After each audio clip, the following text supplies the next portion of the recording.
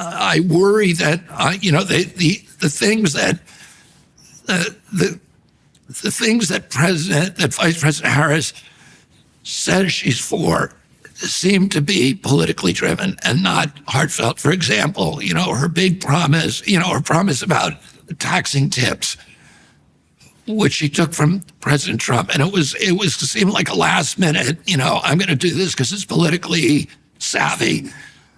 Her change on the border, her failure to explain why she didn't do that before, all of the inconsistencies in that seem, again, not heartfelt, but politically driven.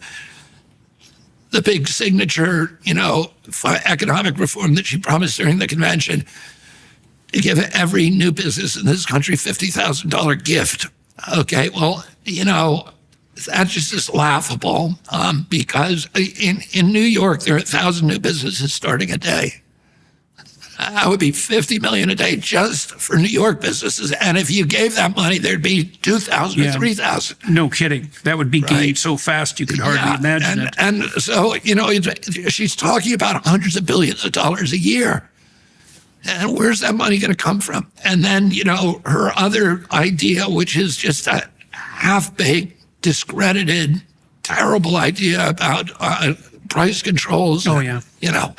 And wage controls. Every time that's been tried, it's been a catastrophe. There's no place. Because no one's ever done it right. No, it can't be done right.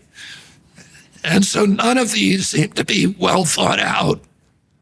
None of them seem to be part of a coherent and consistent ideology or thought process. None of them seem to be common sense. And I think that, she did very well on the debate, but anybody can do well on that debate. Anybody who can pass the bar exam, which she did. Doing that debate. The bar for her was low too, to be fair. The bar was low, but anybody can do. You can anticipate every question that you're going to be asked, or 95% of them. And if you're surrounded by good people, they can write you up a good 90-second, soundbite. So she had these 90-second sound bites and she delivered them well. But I think her understanding of issues seems to be an inch deep and a mile wide. And that, what I would really like to see is her going on long-form interviews like this. I'd like to see that too. Right, and being asked a second question, a third question. Why did you do this? Explain this. How is this consistent? What was your evolution?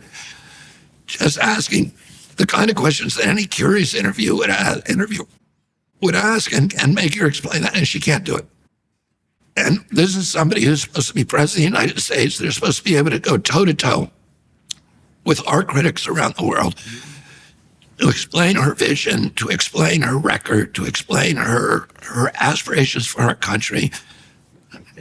It seems like she does not understand the uses of power, and we're seeing that, her support of the Ukraine war and of nuclear war, and, the risk of nuclear war. I don't think she has any comprehension. I don't think she has the ability to talk to foreign leaders. I haven't seen any evidence of that, and I think that she is susceptible to manipulation because she doesn't have firm ideas about her own. I think she's susceptible to manipulation by the deep state, by people who want the war, by the neocons that run the White House now and run the foreign policy apparatus of the State Department. And I fear that she'll be manipulated by them and that those entities actually want a nuclear war. So like they did in my uncle's time and like they've done for many, many years, they want a confrontation with Russia that will fragment Russia and give us access to its natural resources and eliminate our big competitor, in the West.